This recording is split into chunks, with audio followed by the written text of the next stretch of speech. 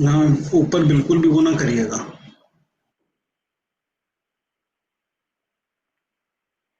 A very good morning and a warm welcome to all our esteemed guests and to dear learners.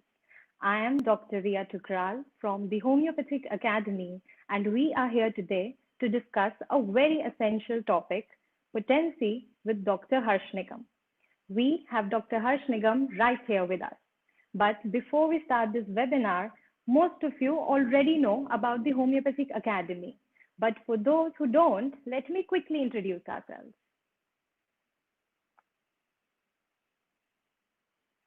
So, the Homeopathic Academy, or THA as we call it, is BGen's another earnest endeavor to take homeopathy forward into the digital arena. THA offers you a range of online courses by well-known academicians on numerous subjects of homeopathy at undergraduate, postgraduate, UPSC, and CME level. All these courses are enriched with state-of-the-art audio and video technology, text and vector animations, giving you an HD quality audio and video experience made by a dynamic team of qualified doctors, video editors, and many more professionals. These courses will perfectly complement your studies to make learning a great experience. On your screens, you can see some of our courses currently streaming on our website, www.thehomeopathicacademy.com. You can also see the course on Modus Foundation and Modus Prescriber by Dr. Harsh Nigam. Here, Dr. Nigam will teach us how to adapt the concepts of organon in modern clinical scenario, an essential need for all us homeopaths. Coming back to this webinar, we all know that the issue of potency selection is not a simple one. It requires the consideration of various components that make up the totality. Without considering them, it is rather irrational to prescribe. Homeopathy as a science demands logical interpretation of these components and an accurate application in clinical practice. So what is the logic behind it? What are these components that are to be considered in potency selection? And most importantly, what is the right way to do it? That is what we are going to learn here today. And now, Dr. Harsh Nigam, can we please have you here with us?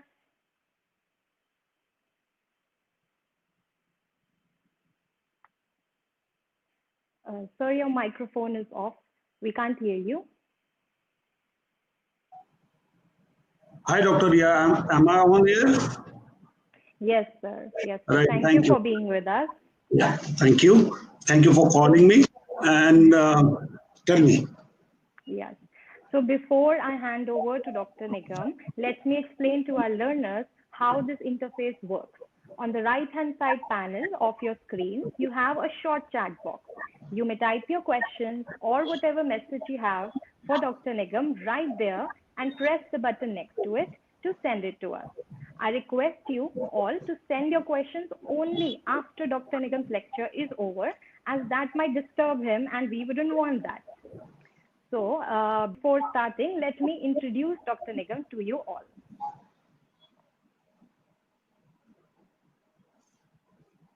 So Dr. Harsh Nigam is a renowned practitioner and an author of 8 books on homeopathy and 12 research papers published in various Indian journals.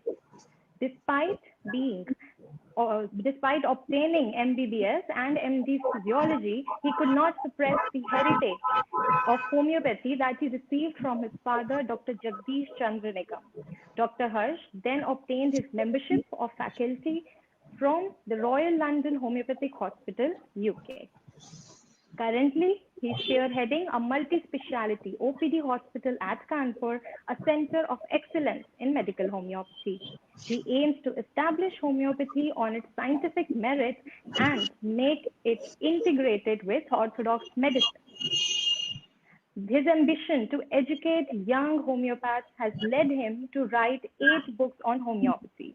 Two of those internationally recognized books are Principles and Practice of Homeopathic Case Management and The Miasma, A Road Less Traveled. He is a nominated member of editorial board of Indian Journal of Homeopathy and an ex-member for Special Committee of Clinical Research at the Central Council for Research in Homeopathy. So that's about our esteemed speaker of today. So without wasting any more time, let's start learning. Over to you, sir. Okay, guys.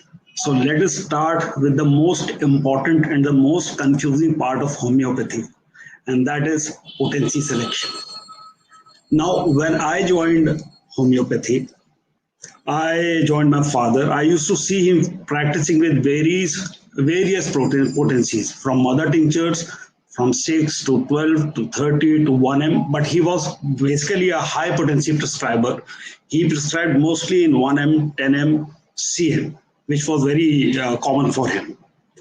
But other people said that 1M and 10M are very high, one shouldn't prescribe them so frequently, etc., etc. So I got confused. It took me about 15, 20 years to understand this game of potencies. My father used to say that this is a game of potency which one can only learn if one learns about what Kent has said about potencies. Then slowly and slowly my logical mind went into the depth of potency selection, and I have come up with certain ideas which I'm going to share with you today. But the basic thing is that in homeopathy, we don't have plenty of basic classifications, although Hahnemann started classifying things in his own logical way. But as you know, by the time he passed away, the potencies that he was working was on LM potencies. He was changing scales. 80 years of his life were less for homeopathy. We needed another 100 years of Hahnemann so that he could also logically classify potency. After Hahnemann, the classification of potencies got jumbled up. So we don't know how do we classify potencies. Now, when I went into the books and when I researched about the potency classification, I came up with one beautiful classification, and that was French classification of potency. Now, this French classification of potency is very, very important in the sense it gives you the exact and precise potency, and it correlates your potency to the plane of human sickness, which we are going to talk about later on. But before understanding all this, let us classify potency once and for all. And this is a modified version of French classification. It is modified and updated because we have grown in our understanding of potencies. Now you see, when I would say low potency, which means it is based on French classification of modified French classification of potency scales. And for us now, low potency must mean 1x to 6x. When I would say medium potency, according to French and modified French classification, this would mean 4C to 12C potency. Now you see 12C potency is a very important potency. Why? Because beyond 12C is 10 to the power minus 24. This is the first potency where we cross Avogadro's number. This is the point where we leave the molecule behind and we enter the realm of the dynamic. So 12C, 4C to 12C is medium potency, and any potency above 12C is high potency. This you must keep it in your mind, because high potency means that you have entered into the realm of the dynamic. Now these high potencies, since we are not using 32 potency, 200, 300 potency, or say 2M potency, or DM or MM. So now we must condense our knowledge. For us, 30 to 200 CH potency would be high, and very high potency. 30 would be high potency, it has single zero. Then 200 would be very high potency, it has two zeros. Then we have potencies with three zeros, 1000 and upwards, 1M, 10M, CM, DM, MM. Although we do not use DM and MM, these we are going to call as ultra high potency. So this is all about potency and the classification of potency. Now the next thing comes, which we have already promoted, that we are going to talk about many things. Now we are going to start about many things, and these many things would be this. So first, let us define what is potency. Now potency is a term which is included in the term posology in homeopathy. Now what is posology? Posology originates from Greek word posos, which means how much, and logos meaning study. Now the question of posology in homeopathic context extends far from beyond how much. It is not only how much, but another thing, which is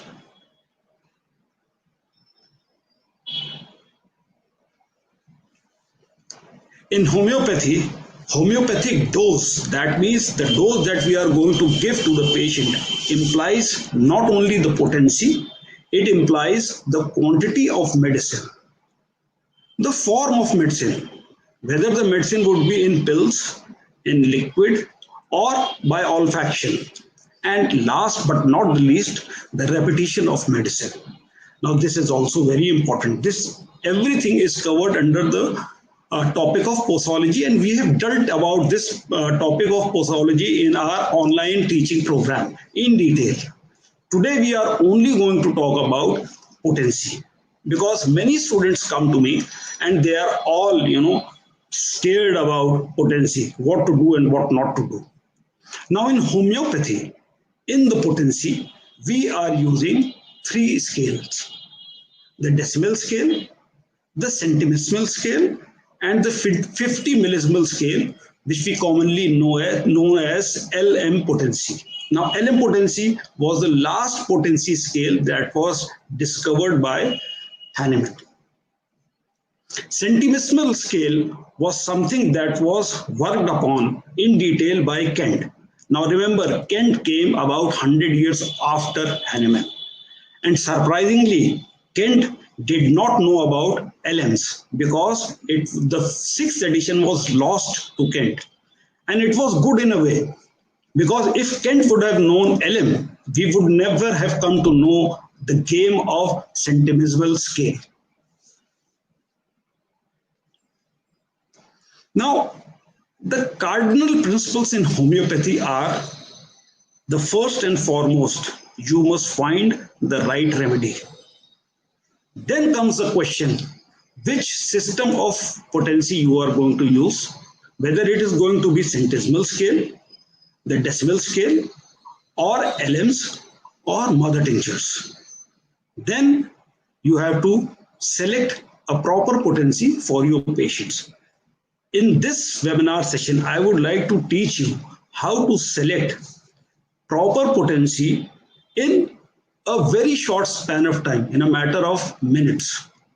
But before that, as you know, as a student, there must be practitioners, young practitioners, students who have joined us. When it comes to potency, there is no fixed rule. Even Kent says, potency is a matter of experience. It is like wine. The older you get in your practice, the better you become in selecting potencies. So it is like wine, but this is not an answer. Kent also had a span of time which was less for homeopathy. He should also have lived about 50 years more. We would have had so many things which would have been clear to us. So Kent says it is the matter of experience and observation. And he gives you a caution: start low in potency, progress slowly to higher potency. Then somebody says, only give a single dose of high potency and wait. Then some master says, give them dry. Some say, give them wet. Some say, give ascending scale of potencies. Hahnemann, in his chronic disease, worked on the descending scale of potencies. Then Hahnemann later on says, start with LM. Later practitioners who worked on LM, they say start with LM5. Some say start with LM8. Then to repeat a potency or not, some say repeat LM only when needed. Some say keep on repeating it. Then some say adapt the potency and repetition to the patient. How? Now this is all confusing. So many opinions and no answers. Articles, books, and treatises have been written on this single frustrating issue, which potency to use and when to use it. I myself personally have I have interviewed plenty of masters of homeopathy about their ways of using potencies, but no consensus emerged. Everyone had another very successful and different system and was committed to it. My own father was committed to high potency prescribing, which he frequently repeated. And it is by first-hand experience, I tell you, no aggravation happened. Plenty of students who sat with him, they have become now high potency prescribers. For them, low potency is 1N. You see? So everybody had a different opinion. But what was the logic? Nobody could understand the logic. My mathematical mind started thinking about the logic, and I started pretty early. I started about 10 years ago, thinking about the logic. Now, when you logically study homeopathy, then you would see that there are three frequently used series in homeopathy that we use. One is Kent's harmonic. Kent gave it a harmonical name, octave of potency, like the musical octave, sa re ga ma pa. So he says his potencies are harmonics. Start from 6C, progress to 30C, 1M, 10M, which is widely used by his Kentian followers. But nobody understands, or some people understand the logic of this who go into the detail of Kent's philosophy. I would explain that logic to you. Then there is another series, which is French series of potencies. Now this starts from 3C, 5C, 9C, 12C, 15C, 18C, 24C, 30C, and thereafter 1M, 10M, etc. Now this has been used by generation of patients in Europe, and it has proved its usefulness. But again, what is the logic? Then Hahnemann, in his Paris days, he wanted to give the ultimate answer of potencies to the next generations. By his time, Finke was preparing high potencies, but Hahnemann, in his centimeter scale, normally never went above 30C, sometimes to 200C, sometimes, very rarely, he used 1000. So he developed another scale to standardize potency use, which he named as 50 millesimal or LM potency scale. It is also known as Q potencies. Now, Q potencies was a name given by Pierre Schmidt. Now, they remove a lot of trial and error by starting at the lowest and climbing the potencies one after the other. But again, what is the logic? That comes the question to a logical mind. Now, Kent has two harmonics. Kent gave you two scales. They were 6, 30, 200, 1M and 10M. Then 6, 12, 30, 200, 1M, 10M, CM. And these were based on his experience and confirmed as useful by generations of homeopaths. But what are they based on? Now we are going to talk about why Kent based all these series and harmonics on his uh, experience. You have to go in and study Kent in his lecture notes. Then only you can understand what Kent was trying to say. And when you go to lecture notes, you would find a very important lecture on octave of potency. Now, this octave of potency is lecture number 43. It is named as series in degrees. Now, what is series in degrees? This chapter, as Kent says, and I'm quoting Kent now, this chapter opens up the consideration of series of degrees. This is one of the, see what Kent is emphasizing. This is one of the most important subjects in the treatment of chronic disease.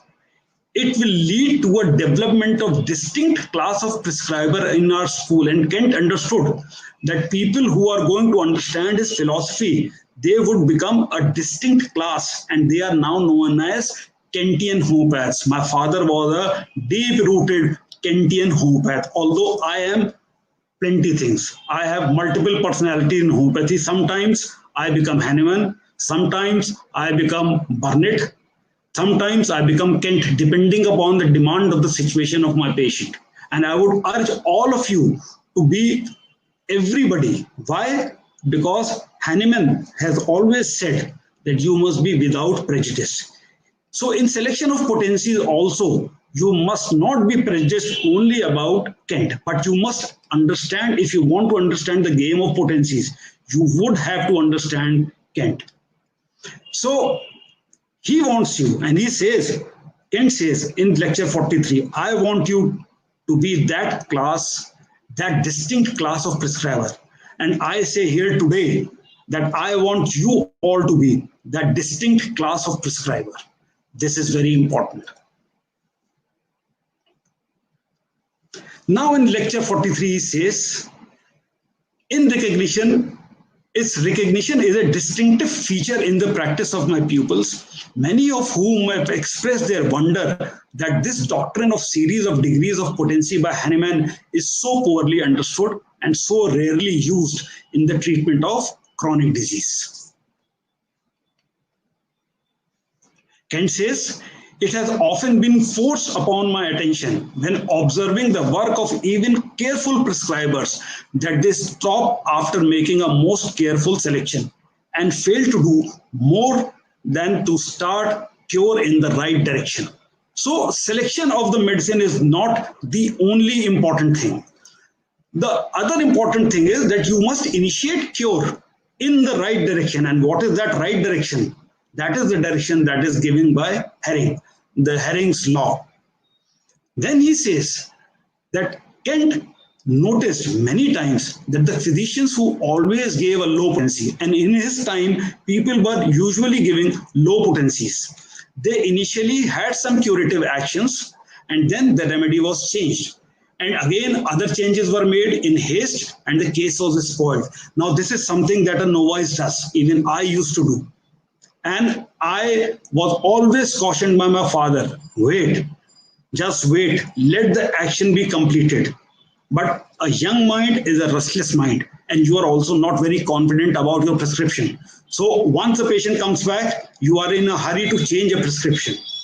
Select your medicine based on Hahnemannian principles, repertorize your case, and then be sure of what you are giving.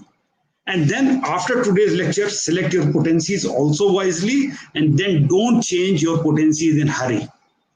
Now Kent says, when the correct remedy was given again, so if a spoiled case comes to me, I re-repertorize the case with all the symptoms.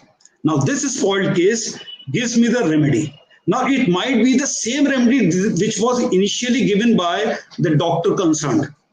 Now, when the same correct remedy is given again in a higher potency, the cure begins again. So you see, if a medicine is indicated and changed, and if that medicine is indicated again, then you would have to give it in a higher potency. This is Kent's observation, and this has been verified over about 100 years of homeopathic experience by Kentian homeopaths, and it has been personally verified by me. It is the same as Kent says, it is the same when a physician has given high potency. So he's not only talking about low potency prescribers, he's not prejudiced. He's also cautioning about high potency mistakes of high potency prescribers. It is the same when a physician has given a high potency and it has done all it can do and will no longer act in his another remedy. Do not change another remedy. Why? Because your high potency previous has stopped working. Do not change the remedy, just go higher. Once the indicated remedy has failed, it has failed because now that potency has done what it could do. Do not change. If the potency is if the medicine is indicated again, you go higher. This is what Kent says. The physician must learn that he cannot practice homeopathy on one potency of each drug. So don't be prejudiced about potencies. Many men always give a low potency, other always use the 30th, other the 200th, other always use one of the very high potencies. See, Kent is projected as a prejudiced man, that he always practiced in high potency, but in reality, he was not prejudiced. He was using a range of potencies, although his law is different from our law. That is because he had a different concept of humanity and human beings. So it is to show a better way this webinar has been prepared.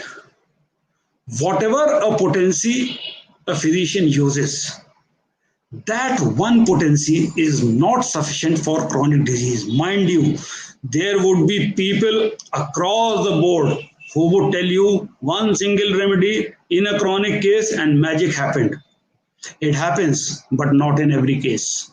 Even Hahnemann says that in a complicated case, chronic case, where SORA is complicated with other chronic diseases, you have to use a series of remedies. And this is the series of remedies is the line that Kent has picked up.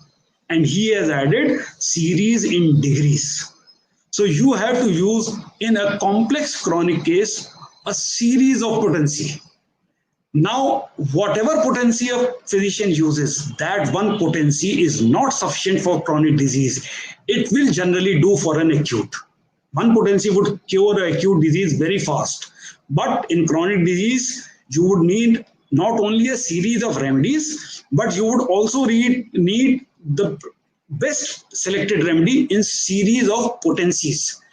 Many chronic sicknesses are cured by keeping the patient under the influence of one indicated remedy for 2 or more years. I have personally now started working on this potency scale which I'm going to give you today. And for last 2 years, I've seen that one single remedy, if even given in 12 potency, may act for 6 months or 7 months. I have verified cases for this. But this cannot be done with continuous curative action unless the doctrine of series in degrees is fully understood, as Kent says. So this is the importance of series. And Kent says that as there are octaves of musical tones, so there are octaves in simple substance. Now, simple substance of Kent is something which is very confusing. I would tell you here that simple substance, by simple substance, Kent says, or what Kent means is the vital force. Vital force is something which is dynamic.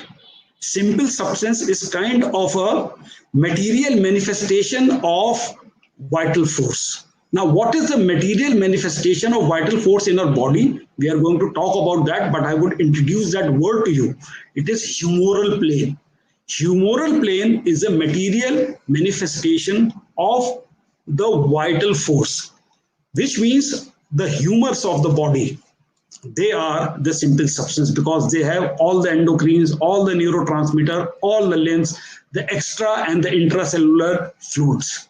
So this is the material manifestation of vital force, which Kant meant as simple substance. It is through octaves in the simple substance through which it is possible to correspond with the various planes of the interior of the organs of the organism. So Kant was the first man in homeopathy who told us that homeopathic potency actually should be corresponding to the planes of the interior of the organism. Now, if you want to understand what are the planes of the interior of the organism, you would have to go through my foundation course, which is available online. You would also then have to go to the prescriber course, because then only you would have those concepts, those foundations which are required to understand what Kant is trying to say. That these potencies, they must correspond to the various planes of the interior of the organism. Although today, in short, I'm going to explain it to you. Now Kant says, and he says with authority, he says, now I affirm, which means I confirm, now I confirm that there are more striking effects of degrees as we go higher in the scale of potencies. Why he is saying this? Because at this point, he is now deviating from Hahnemann. Hahnemann, in his chronic diseases, has written on the techniques of using homeopathy, in which he has told us that you give potency, and after the effect comes, you go down in potencies. Now, Hahnemann is contradicted here by Kant, and Kant has contradicted Hahnemann in very few places. And he says that I confirm that there are more striking effects of degrees as we go higher in the scale of potency. And then you must have noticed that nowadays, every practitioner, after giving a potency, always goes higher, never goes lower. Although I have tried what Hahnemann has said, I have given high and gone low. And sometimes it works better than going higher, but it is only in cases of skin and advanced cases, which we are going to talk about later. Now again he says, and Kant says, I have observed many thousand times that all potencies act when the remedy is indicated. That means remedy is the most important thing. Potency, the correct potency is the second. That any potency will act 2 or more doses at long intervals. The difference between the potencies should be long. In chronic diseases, in acute diseases, the difference, which means repetition, must be frequent. Then it is a time when a change must be made. And Kant says, and my experience has led me to go upwards in the scale instead of going downward. And he always cautions you that do not change potencies in your remedies in a hurry. Then Kant further says, after 30 years of active practice as a homeopath, I find that I require all deep acting remedies, which means all the polycrest in the 30C, 200C, 1M, 10M, 50M, CM, DM, and MM. Now here you can understand Kant's psychology. For him, 30C is low. For him, 200 is medium. For him, 1M, 10M, 50M, and CM is high potencies. You see, this is after 30 years of practice, 30 years of constant observation and thinking and logical deduction. He has for himself decided, and for his Kantian disciples decided, that 30 is low, 200 is medium, and 1M and above is high. And then he says, I am able to discover a vast differences in the action of these various potencies. Kant's final assessment thus is, I once used potencies that ranged nearer to each other, which means 17, then 18, then 19. But now, after 30 years of experience, he says, but repeatedly found that the degree must be far enough apart to represent an octave or a failure followed. After much experience, I settled upon the degrees that I have mentioned. So you understand that Kent, if he had entered into a series of potencies, then it is by experiment and experience. That is why nowadays we are using 6, 12, 30, sometimes we use 9, 6, 9, 12, 30, 200, and other are not available in the market, then 1M, 10M, etc. So this is all a credit that must be given to Kent actually. So then he says, many a times I used to give first a CM. Kent was so confident by the end of his career after 30 years of experience that he started with CM potencies. My father used to start with CM potencies. Yeah. So many a time I used to give first a CM, but found that when then going lower, the action was seldom so strong as when climbing upward. Now, where do you go in nowadays? Where do you go above CM? So if you want to prescribe like Kent and you prescribe first high potency medicine, so start with 1M, then go 10M, then go CM. Then he says, I often observed sharp aggravations when beginning with CM. So he experienced sharp aggravation only after CM, and we are mortally afraid of using 1M. And he used 1M as a common potency in chronic diseases. And then he says, but seldom observed aggravation when beginning low in relation to the sensitiveness of my patient's nature. So he selected medicines, Kent, not only on the basis of the plane of the disease, but on the sensitiveness of the patient's nature. Now, what does he mean by sensitiveness of patient's nature? We are going to talk about later. Then he says, after long observation in the range of potencies going up and going down, I have settled upon the octaves in the series of degrees as 30C, 200C, 1M, 10M, 50M, CM, DM, and MM. So Kent has finally given you his 30 years of experience and his series 30, 200, 1M, 10M, 50M, CM, DM. He never goes below 30, he says. But in his clinical practice, he has used 6, 12, 30, and even mother tinctures. Although mother tinctures were mostly used by Burnett and the British homeopaths like Clark.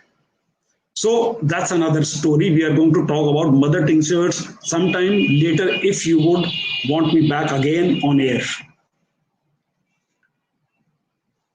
So this is all about octaves. We are now going to switch back to our original presentation of the potency.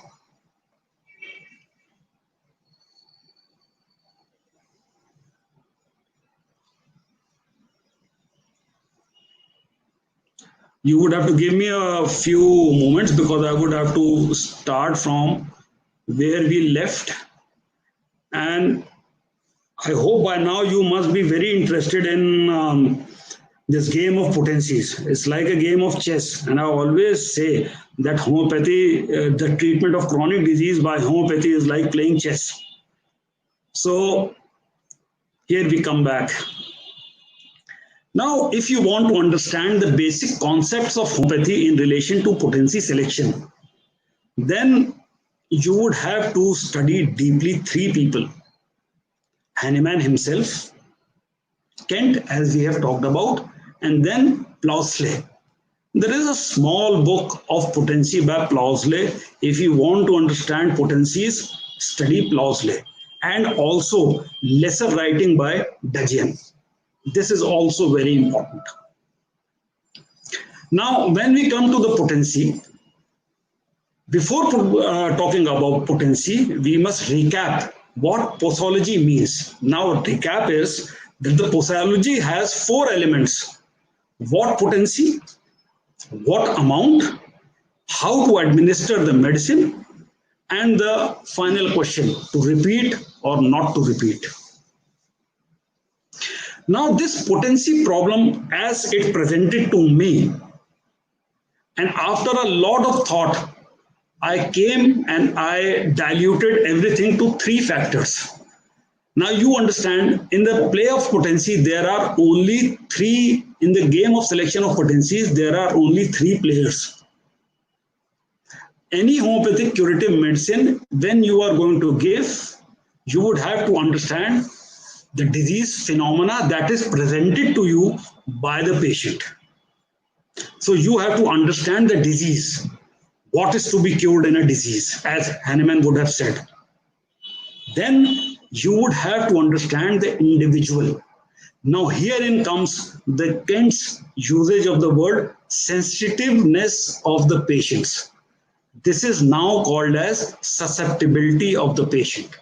The susceptibility of the patient you would have to understand. You would have to scientifically study an individual. And if you want to scientifically study the individual, attend my online course. And then medicine. The third factor, the curative potence, as Hahnemann would have said, the curative potence, the medicine. Now this medicine is the third factor, which Hahnemann in his organon in paragraph 3 it said that what is curable in a medicine? You must understand that. Now this can, if you want to understand the individual, from the homeopathic point of view, you must understand that any individual would have, actually any individual is a six-pointed star. We all are stars. We are six-pointed stars.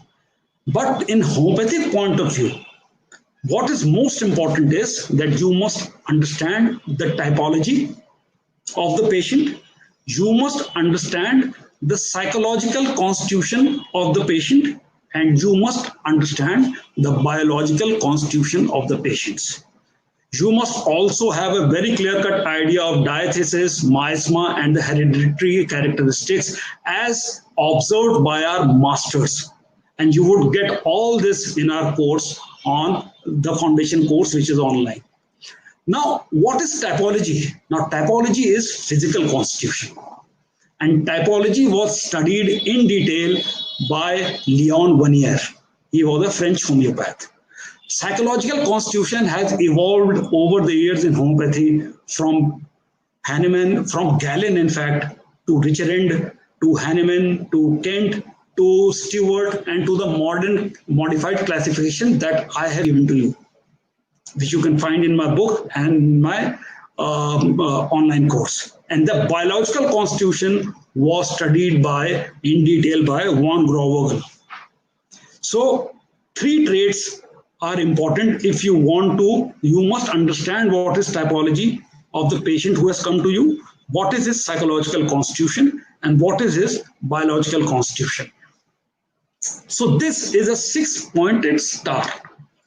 You have three things which are variable. Now, physical constitution is not variable. Biological constitution is variable. Temperament is variable. Then you have three more things. Heredity, which is in genes, which is not variable. Then you have miasma, hereditary tendency towards different type of disease. Now this is variable. One miasma can be dominant, the other can be dormant. Then there is diathesis. Now diathesis is the tendency towards disease. So all these definitions are made clear by me in my module. Now, according to homeopathic principles, all medicines elicit two responses in an individual. Now, what does a medicine do?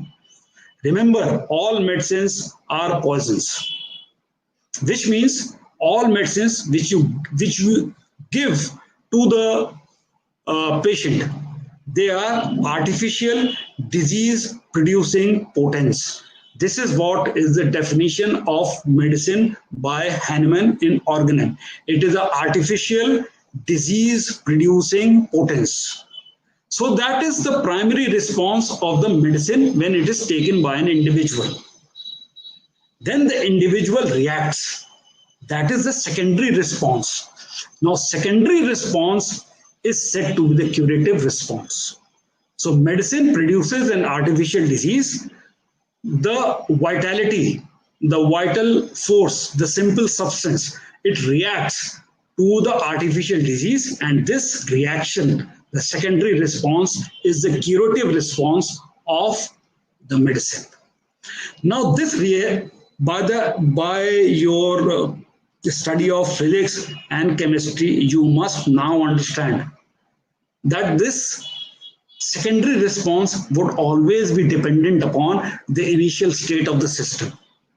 If the system is low, the secondary response would be slow and light. If the system is robust, then the secondary response would be fast. And if the system is hyper, then the secondary response would be hyper, in the sense there would be a marked aggravation. So same potency, if given to somebody who has an initial state of low vitality, would have poor response.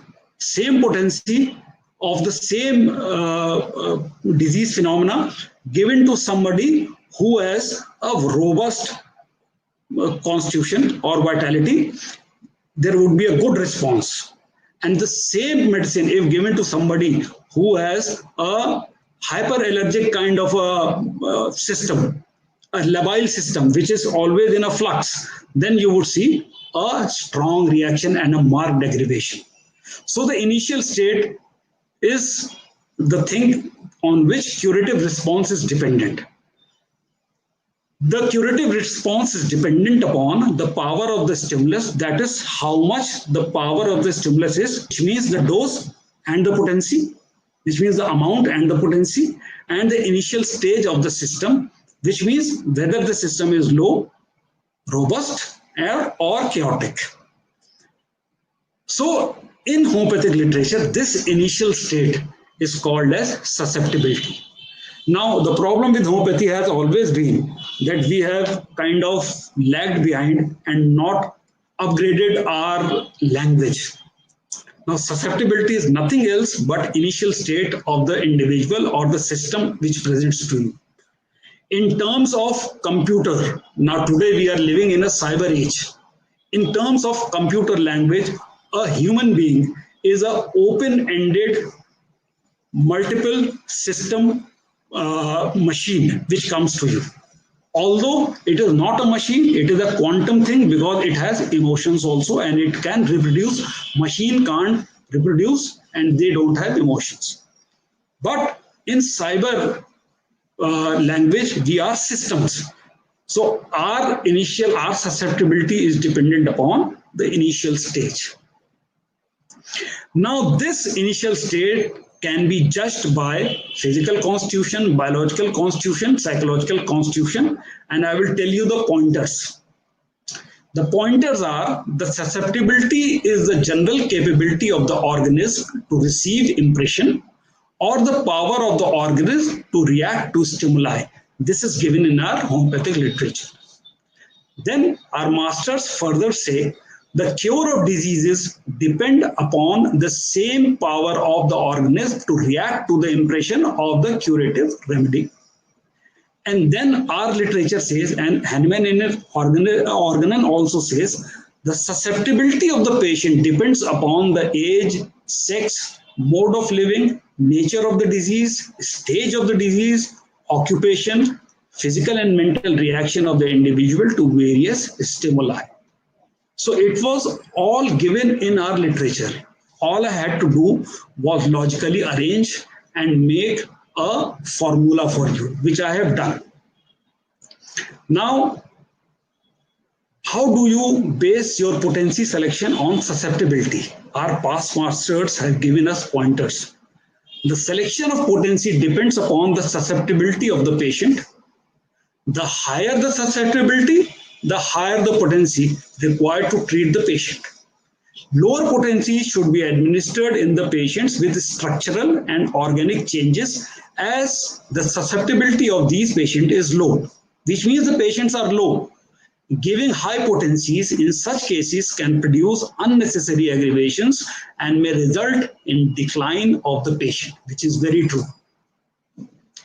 In cases of children and young adults, higher potencies can be administered as the susceptibility in these is high. which means their vitality is high.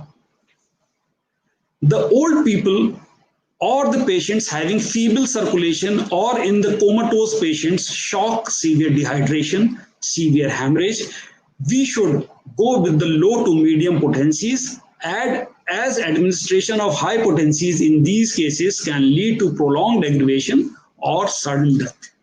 You see what has happened here. Severe dehydration, there is a loss of humoral fluids.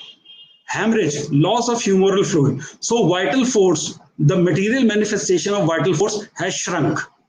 So the vital force materially has become weak. So you can't prescribe higher potencies.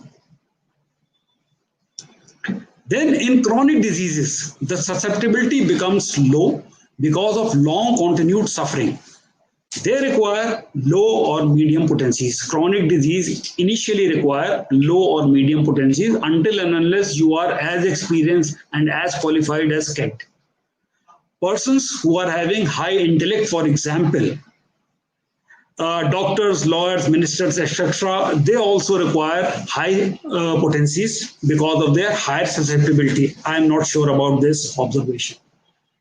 The persons who are involved in physical labor generally require lower or medium potencies. Again, I am not sure about this observation. Then coming to potencies and plane of diseases. Now this is very important. Herein the concept of plane of diseases would be very, very important for you. Now, this plane of potencies, if the disease of an individual is confined to body matrix, that means the organic plane, the case should be treated with low potency. If the disease is in the dynamic plane, then the case must be treated with medium potencies. If the disease is confined to the central controlling axis, the case have to be managed with high potencies. Now, those of you who have not gone through my foundation course would fail to understand what I mean with central controlling axis and organic and body matrix. But once you go through that, this would become very easy. Whenever the disease is of the mental origin, or if the mental symptoms are prominent and it is a one-sided mental disease, we should treat the disease, this case, with very high potencies of Kent. Now you see what Kent has meant, how to choose potencies on the basis of planes of disease. To make you understand, I would tell you from this AV that the material body, the outward body, has three planes. The outermost plane of skin, then the mechanical plane of the bones and the muscles and fascias, then the visceral plane of organs. So these three planes comprise of material body. Then there is the humoral plane, which is again a plane of simple substance of Kent and the material manifestation of vital force. So this is the dynamic plane, the dynamis. Then there is central controlling axis, the axis which controls the whole of the material body, which is the central nervous system, the sympathetic system, and the endocrines. And if you go interior, then there is the mental plane, the mind. So this is the plane from outwards to the interior: skin, mechanical plane, visceral plane, humoral plane, because the body is, bathed with humors, the body fluids. The whole body is liquid. 70% of the body is liquid. So that is all dynamic. That is the material manifestation of the vital force, that those liquids. Then the central axis, it is endocrine, sympathetic system, central nervous system, and the most interior part is the mental plane. As Kent would say, the most highest part, the higher part. And when you start treating a patient, then you would see the Hering's law would manifest itself. If the disease is first in the mental plane, it is going to come outwards in the body via this whole thing and manifest itself on the skin.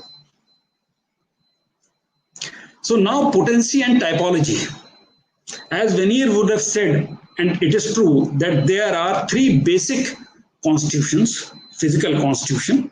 One is phosphoric constitution, the other is fluoric constitution, the third is carbonic constitution. Now I am fluoric constitution. The observation of past masters was that phosphoric constitution require low potencies, fluoric constitutions require medium potencies, and carbonic constitutions are sluggish and hence require higher potencies. Now, this slide would tell you how to differentiate between the fluoric, phosphoric, and the carbonic. They can be very easily differentiated by the denture itself. You can see that my denture, if you can see my denture, it is not aligned, it is misaligned. And my upper jaw, my upper teeth, they lie in front of the lower teeth. And the whole jaw is misaligned. The teeth are misaligned. So I am fluoric. A carbonic person would have pearl-like teeth. They would be all small, shiny teeth. They would be aligned one over another like this. And the arch would be like this, the dental arch. While the phosphoric would have the same kind of teeth, maybe a little long than carbonic, but the arch would be like this. It would be a Gothic arch. You can all learn about this in my foundation course. Then coming to potency and biological constitution. Now, von Grovagel, although his theory was silly, according to it was based on rudimentary chemistry of that day, but his observations were precise and beautiful. And his book on constitution actually is a book on biological constitution.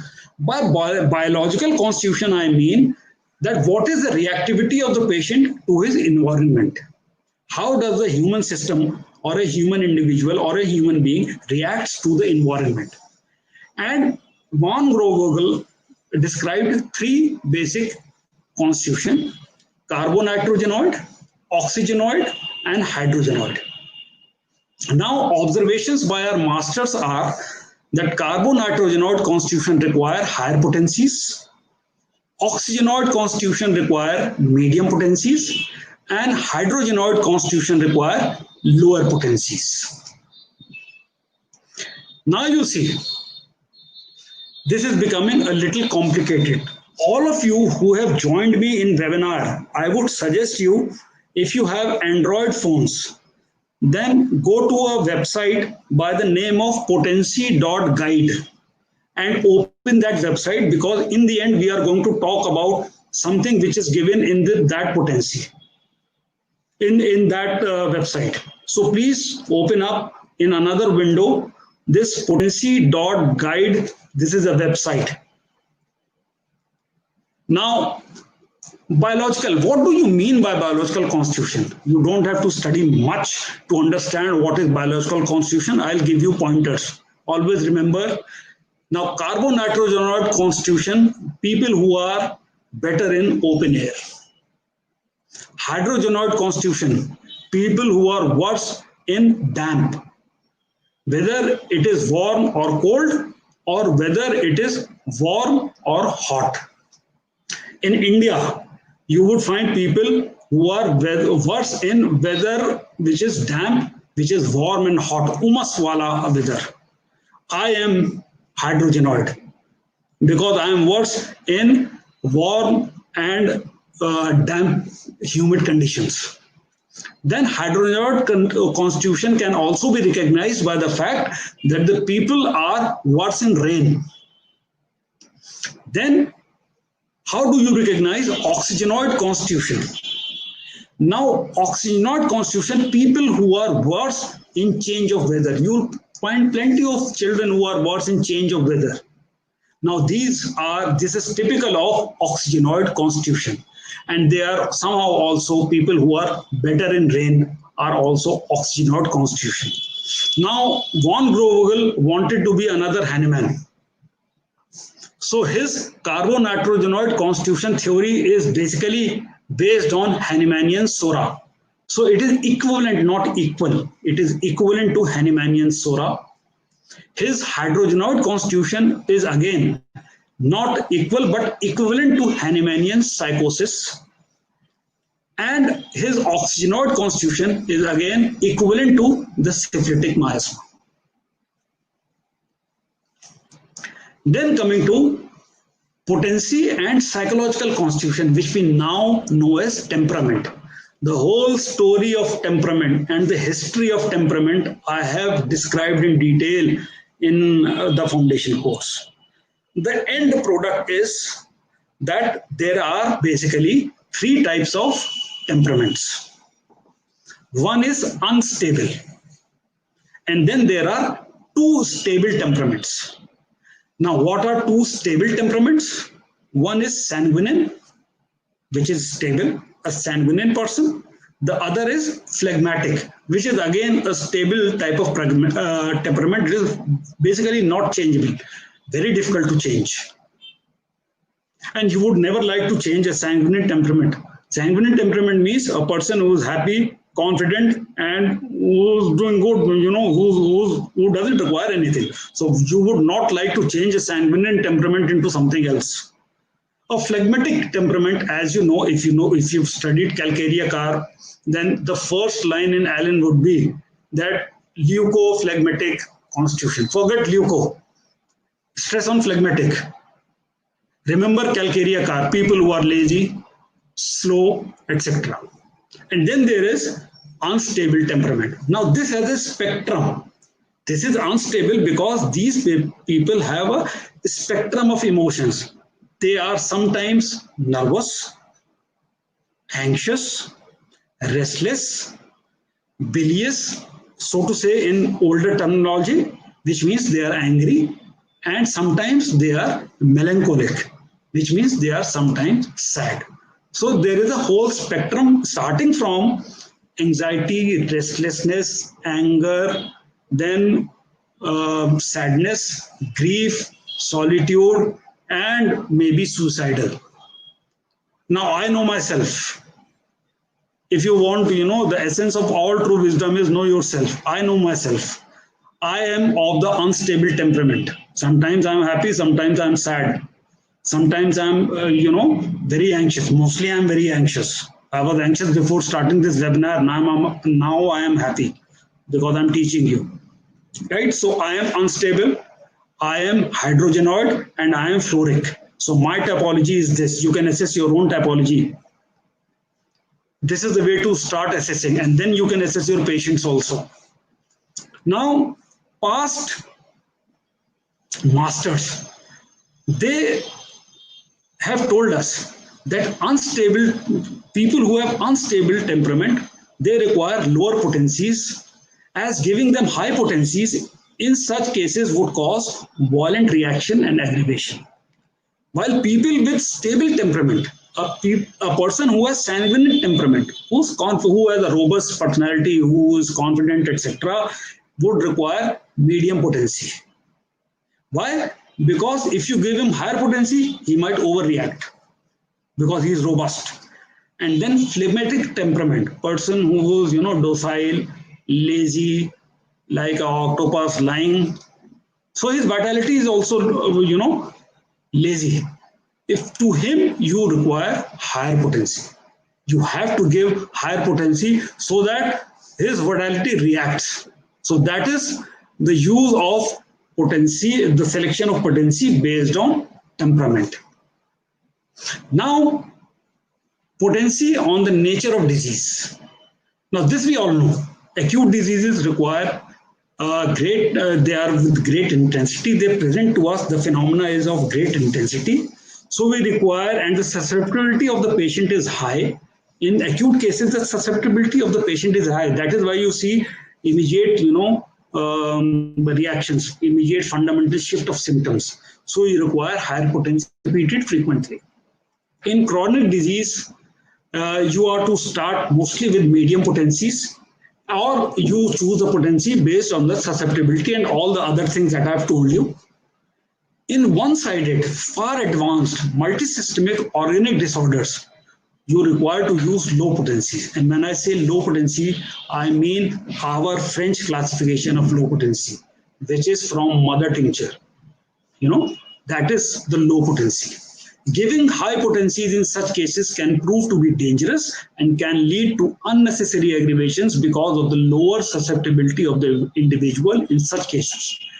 Now you are getting to know the logic of potency selection, but this is also confusing you because there are so many parameters.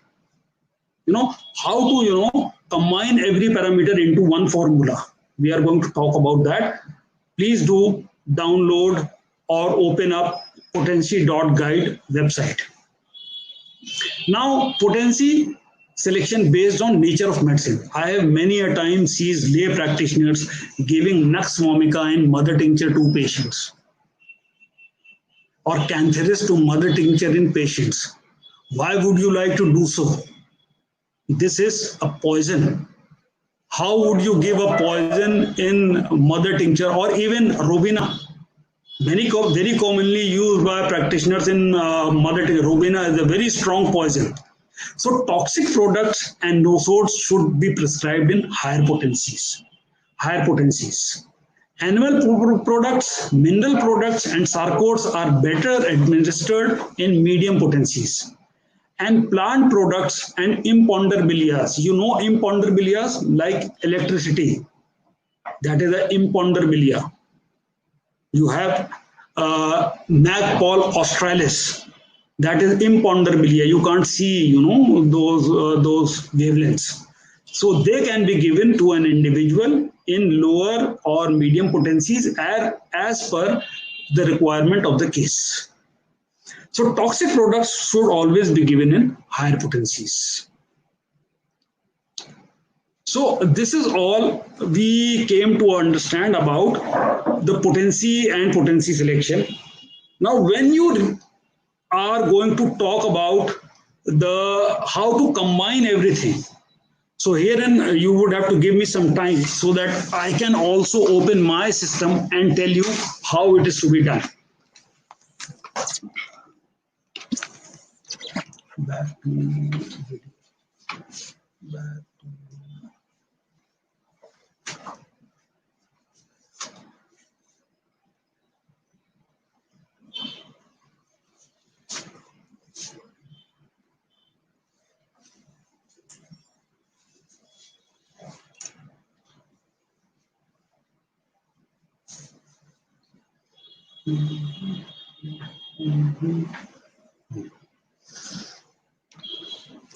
I hope now you all can see me. Now the site is, Dr. Ria is right. The site is potency.guide. Yeah. Now this site is this.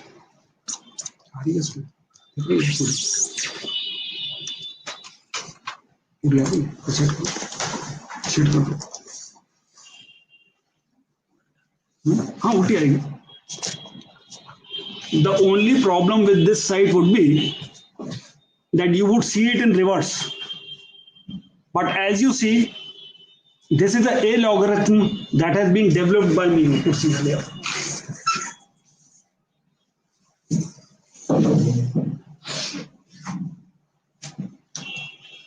Now this A logarithm has been developed by me. You would see there are three parameters here: the nature of the medicine, the nature of the disease, and the susceptibility of the patient. Now you see, for me in homeopathy, the role of three is very important. I call it as a rule of three. I have discussed about this rule of three also in our foundation course. Now there are three parameters here: nature of medicine, nature of disease, susceptibility of the patient. Then the medicine is divided into three types of medicines, plant products and imponderabilia, as you have come to understand that they can be used in medium potencies. Animal products, mineral products, and sarcodes. They can be plant products and imponderabilia can be used in lower potencies also. Animal and mineral and sarcodes in medium potencies, and then toxic products and nosodes to be used in high potencies. So the disease causing potence or the medicine has been classified into three: plant, animal, toxic. And plant has also imponderabilia, animal also has mineral product and sarcodes. So this is the nature of medicine. Now nature of disease has been classified into two. One is the stage. I'll use my cursor here, the stage of disease. Now, if you want to know about the stage of disease, you would have to go to my thing. But here also you have a classification. Now, there is chronic disease stage 1 and stage 2 here. Chronic disease stage 3 and stage 4 here. And acute diseases here. Then there is plane of disease. In the nature of disease, there are stage and the plane of disease. The planes, as you know, are mental plane, central axis, dynamis, and material body. Now this plane, body matrix is here, central controlling axis and dynamic plane is here, and mind is here. Now susceptibility of the patient. You have three parameters: physical constitution, biological constitution, and mental constitution, that is temperament. Now physical constitution, you have phosphoric here, fluoric here, and carbonic here. Biological constitution, you have carbonitrogen here, oxygenoid here, and hydrogenoid here. Then coming to the mental constitution, you have unstable here, stable in the middle, and stable sanguine, and stable phlegmatic here. So now you can understand this end is for the higher potencies and this end is for the lower potencies. And this is kind of a middle potency. Now, if you are to select a remedy and if you know everything that I've taught you, and a patient comes to you and suppose you have selected Pulsatilla. So I click Pulsatilla is a plant product.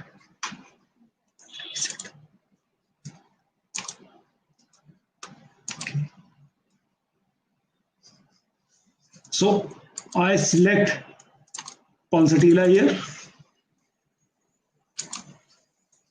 Then I know that the disease, that is phenomena that has presented to me has organic changes, the structural changes. Say it is a case of cancer, multisystemic disease. So it is stage 4 disease.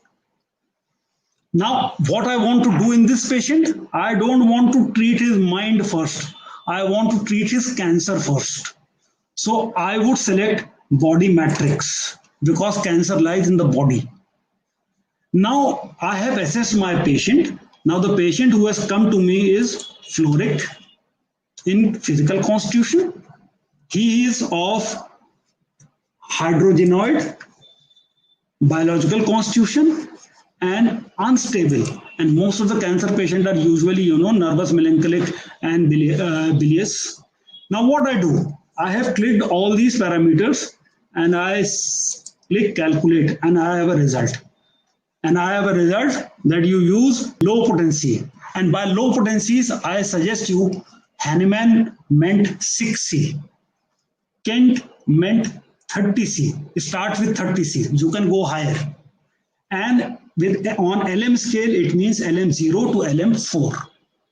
Now, this is all you are going to find in my prescriber course. Now, say suppose somebody, I am going to give somebody Calcarea carb. Now, Calcarea carb for me is an animal remedy. Why? Because it is Calcarea carb Hahnemanni is made from the inner shell of the oyster. So it is an animal. The person who has come to me has only functional disorders, which means only say he or she has migraine only, but she doesn't have any organic changes. The organs are not disturbed. And I decide that it is a vascular headache from the mind, and the central controlling axis needs to be corrected. The dynamic plane is can also be corrected, central controlling, but I don't want to touch the mind right now. I only want to touch the vegetative system or the dynamic plane and central controlling axis. And the patient here is phosphoric. The patient here is oxygenoid, and the patient here is again melancholic. Now what I do, I calculate and I use medium potency now. The result is medium potency, which means according to Hahnemann, the medium potency is 12C. You start from 12C. According to Kent, it is 200C. And on Hahnemannian LM scale, you start not from 0, you start from LM5 to or LM10, depending upon your choice. Now, I reset it, and then we talk about some other case. Now, in this case, which has come to me, this is a case where I would like to use a toxic product, say anacardium, in a case which is, suffering from an acute disease. And this acute disease is of the mind. It is a mental frenzy. So patient comes to me in a mental frenzy, and I have chosen anacardium. And it is a toxic medicine. It is a poison. It is an acute disease. And the plane of disease now is mind, because I have to treat this patient from the mind. And the patient here is phthoric. The patient here is unstable, obviously. And the patient is oxygenoid. And what I do now, I just calculate, and I have high potency. The app tells you high potency, and it is in Hahnemannian. Hahnemann meant by high potency is 30 Cs, until and unless he discovered the LM scale. According to Kent, high is 1000, 1M and above, and according to LM scale, it is LM11. So in such a case, I would be starting with LM11 if I want to use LM. So you see, I have given to you, and I have tried to give homeopathic world something which is logical, which is the next step. I don't expect elder people to understand all this, but I expect all you people, all you young guys who have come into homeopathy, who are educated, highly educated, who understand the language of computer, who understand what a logarithm is, who understand what cybernetics are, and who are medicos of the homeopathic medicos of the future, to take hold of this. Experiment this in your clinic. Share with me the data of what experiences you had, and we would have something great at our hand. Now, I have also made an app. Just give me a second. I'll just be back.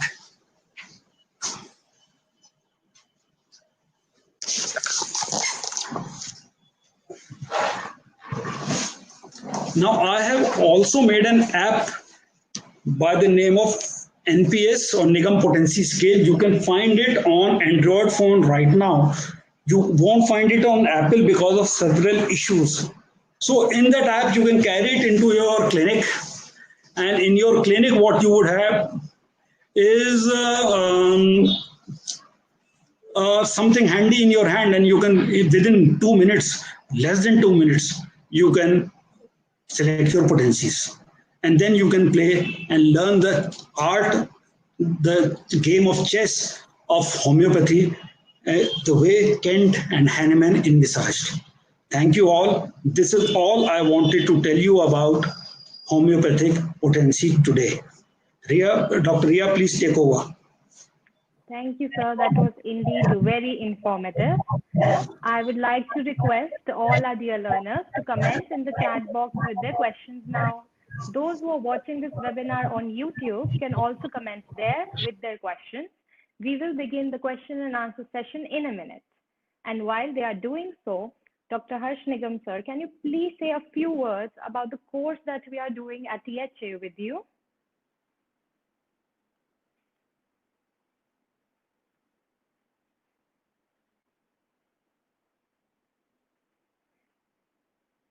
Sir, your microphone is off. Please turn it on. So, okay, guys, I have my father at my background. He's always on my background because he had a vision about homeopathy. He always said, he was a BMS graduate. He did his DF home from London. And in London, he had an open mind about homeopathy. And he always said that you have to be a doctor first, then to practice homeopathy. And I am only a live experiment of his thinking. So he forced me to become MBBS first.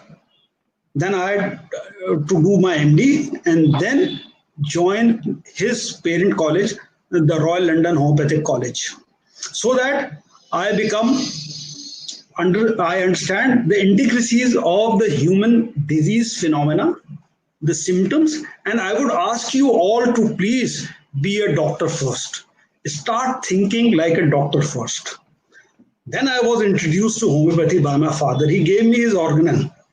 I still have that organon. And the first day when I opened up my organon, I threw it away. I could not digest a single word because it was written in old language and the language was kind of very, confusing. I said, I can't read it. Today, I read organon every year. Why? Because organon is your Bible. It's your Gita. It's not your Bible or Gita because you would have to pray to it. It is not a book of philosophy. It is the book of standard operative protocols. Now, once I started reading organon, then under the guidance of my father, I started reading plenty of other doctors like Bird, the physiological materia medica of Bird, Farrington, Nash, then even Otto von Lesser. There is a small materia medica by Otto von Lesser based on minerals, which was copied by Jan Scholten by minerals, etc. So most of the modern people are, copying and pasting on the old masters because we don't read the old masters. So there was a plethora of information in front of me, and the language was old, and I was young. I'm getting old now, but I was young then. And I just, did not like the language. My logical mind refused to understand that language. So I started making notes. And if you see the bulk of my notes, you will be surprised. And I was pleasantly taken aback when my father saw my notes. I was taken aback seeing he gave me his notes. His notes were based on repertory and Kent, handwritten repertory by him. So, we made notes. When I made notes for myself, then I could understand that other students are also having this problem. In the meanwhile, some students from the homeopathic college from Kanpur itself, they started visiting me. Some of them are sitting here right now. They have come from other places. We are going to have a press conference today, so they are here. So when I started interacting with them, I could very clearly see that everybody was confused. And there was so much difference between the classroom, in the books, and in the clinic. You were told something else, and you saw something else in the clinics. Every doctor had other formula, something else, something this, something that.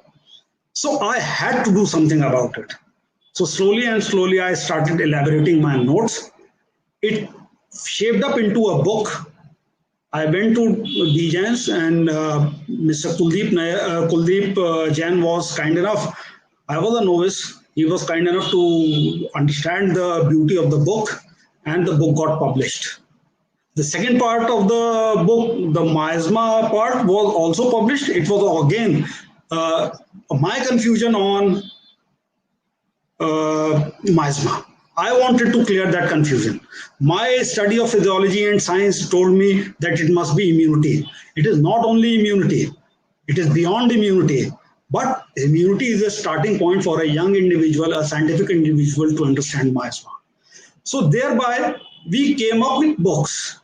And one day, as chance would have it, I was on a tour to Belgium, and on a whim, I took an appointment with Dr. Frederick Stroens and went to see him. And it was his idea that this should be converted into a online course. He sent me his main man, Dale. Dale came to India all the way from US. He interacted with me. He got enthusiastic. I also got enthusiastic. I want to give the next generation of homeopathy standard operative protocols which are based on the true teachings of Hahnemann and Kent. And to add on to that, the great masters like Burnett, which have been neglected by people. Today's prescribing is Burnett's prescribing. So this is how we ended up making up this course. Now this course got so huge that we had to divide it into two. The foundation course, where you understand everything about what are the definitions in homeopathy, the precise definitions, and then going to the prescriber course, where you can prescribe with confidence so that you can have a predictable clinical result every time that you prescribe. You are not going to cure everybody. One-sided cases are not curable. Hahnemann has said it, Kent has said it. People today say that they are going to do magic. There is no magic. Everything is science and mathematics. And homeopathy is the state of the art mathematical science.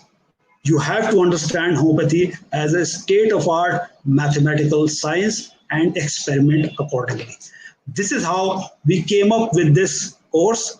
In future, I have also come up with this app and this website, which is free for everybody to use. You can download the app, you can use this site and experiment with potencies.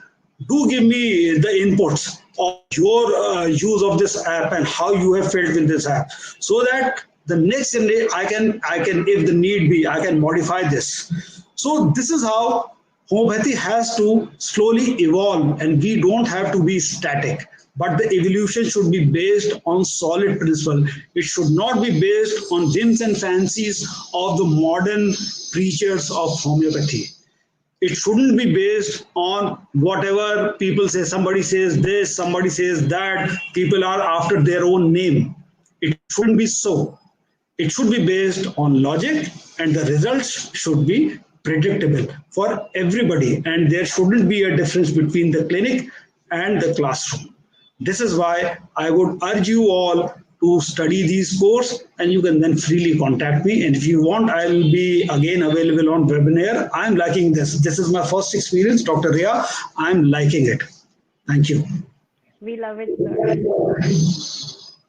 So another important thing for the learners, that on the right side of the screen where you're writing your questions, there is an offer section. And you can see the offer on the combined course of Modus Foundation and Modus Prescriber by Dr. Harsh Nigam on THJ. Another important thing is that you can see a section of poll on the chat window. I would request you all to please send us your reviews on our webinar today. So moving on, we have already been flooded with questions. So let's start with the question answer session, sir.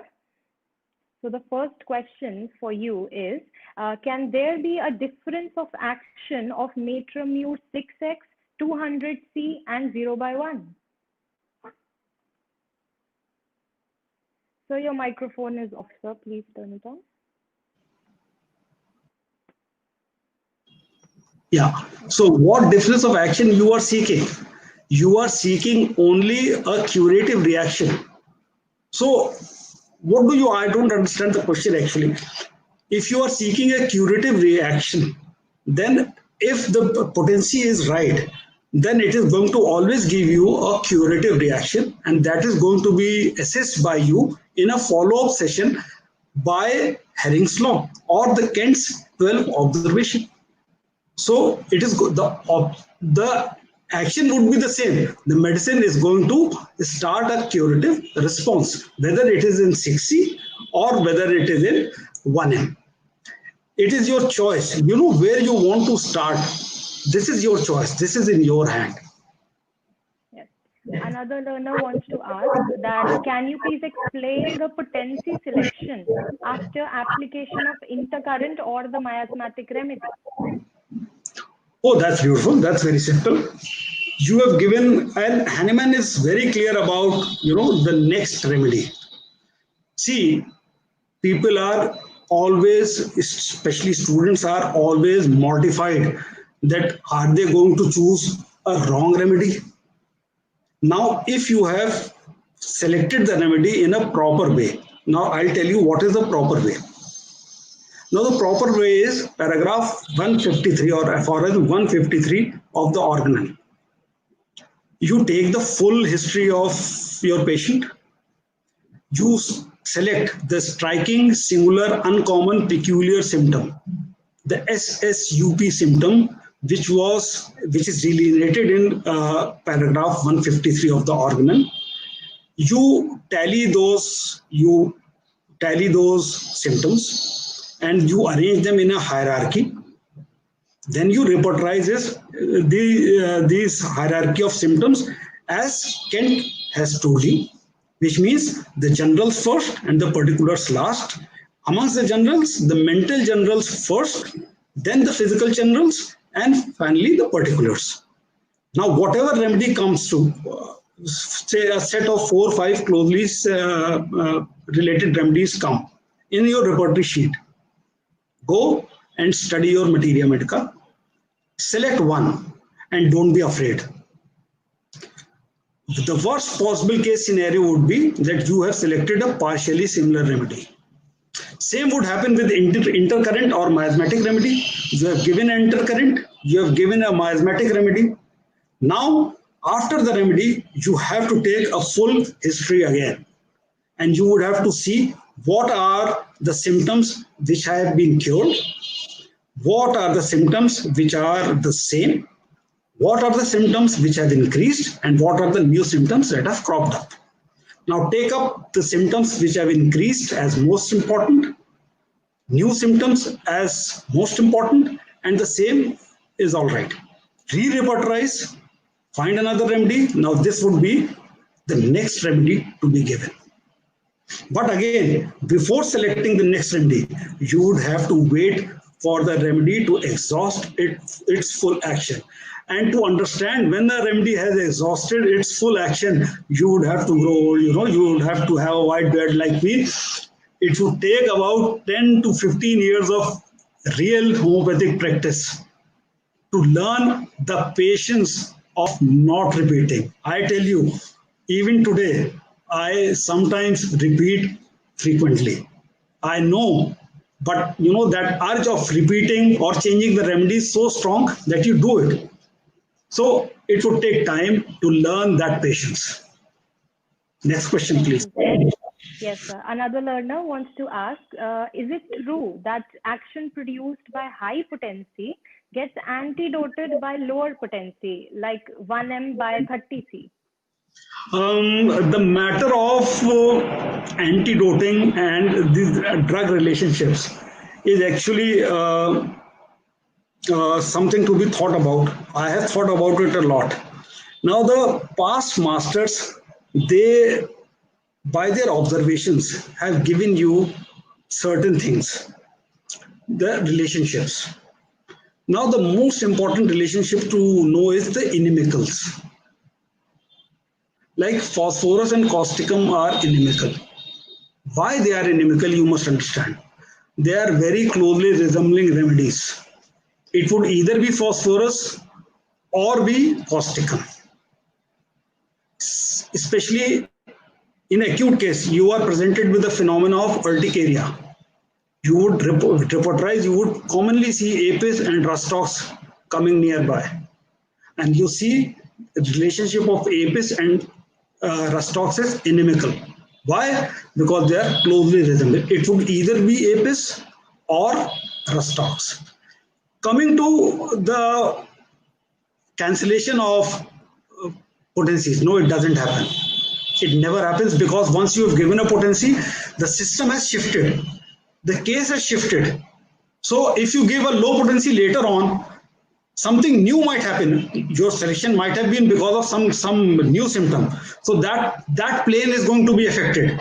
But people are, today in my clinic, n number of cases come. They are using allopathic medicines. Now, allopathic medicines are what medicines? They are using Ayurvedic medicines, and they don't want to stop it. So their action of the allopathic medicine and the Ayurvedic medicine is on the body matrix. They are not even covering the dynamic plane. You see, and our medicines, especially the potencies beyond 12C, they are acting on the dynamic plane, so they don't cancel each other. So this is the if you understand this game of the planes of human sickness and human form, then it becomes very easy, crystal clear. Nothing cancels, and the patient always gets shifted after giving the right remedy and the potency. Thank you, sir. Another learner wants to ask, what potency should we start with in case of COVID-19? Today we are going to have a press conference on that only. So, very good. So now it depends. If you are using the disease phenomena and you are giving something as a prophylactic, and you are prescribing not on the basis of age, sex, gender, etc., which means you are prescribing it to everybody. Then, and if your remedy is not toxic, then it can be medium or low potency. Don't go high, because in genus epidemicus, you don't need to go very high, because mental symptoms are always individual symptoms. So in genus epidemicus, do not use as a prophylactic, do not use very high potencies or high potencies. So if your selected remedy is say Bryonia, which is a plant remedy, so you can give Bryonia in medium potencies. By medium potencies, we understand it is 12C. You can also give it in low high potency, which means about 30 as a genus epidemicus. Now suppose you are choosing arsenic album. Now don't give it in 12C as a prophylactic. Ministry of Ayush, what they have done, they've used 30. Now 30 is high, although amongst the high, it is the lowest. So it is dynamic. So you can safely give this poison as a genus epidemicus. Now if a patient comes to you, it is an acute case. Now mind you, acute case require high potencies. Now it depends, whatever high scale you choose. You can choose your Kentian high, you can choose your Hahnemannian high, you can use the high that we use, which I call as Dr. J.C. Nigam's high. In our setup, and the students who've been taught by Dr. J.C. Nigam, my father, our experience has told us that low for us is 1M, medium for us is 10M, and high for us is CM. So we start with, say, 10M. So it depends. Again, this would always be given taking into in the acute case, taking the full history, considering the fundamental shift of the patient. After catching COVID, what is his mental state? How his physical general self changed, and what are his striking, singular, uncommon, peculiar symptoms of COVID? I think I have answered you. Thank you, sir. Another learner wants to know, if a newborn child or children below 1 year of age has fever, what potency can be given? Low with repetition or one dose high potency can work? Sorry, come again. If a newborn or a child below 1 year of age has fever, what potency we should give? Like low potency with repetition or a high potency single dose? If it is a premature baby, If the patient is low, give a low potency. If it is a robust baby, then give a high potency. There is no harm in giving high potency. And in acute case, repetitions are required.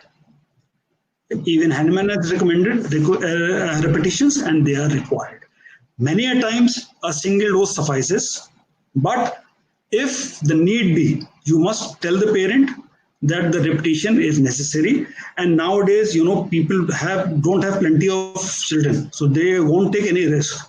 So if you are not going to give them positive effect within 24 hours, they are going to leave you and going to go to a pediatrician.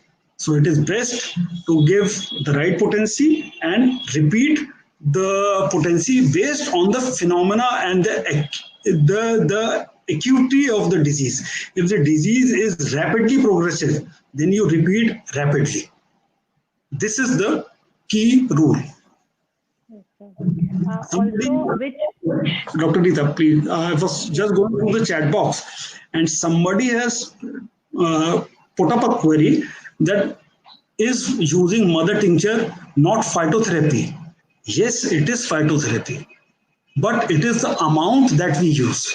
In phytotherapy, they use huge amount, while what we do, we use 1 drop or 2 drop of mother tincture, as it was advised by RTC Cooper. If you want to understand the use of mother tinctures, you would have to understand 3 people. First, Rademacher, but Rademacher's books are not available. So in homeopathy, you would have to understand, number 1, Burnett.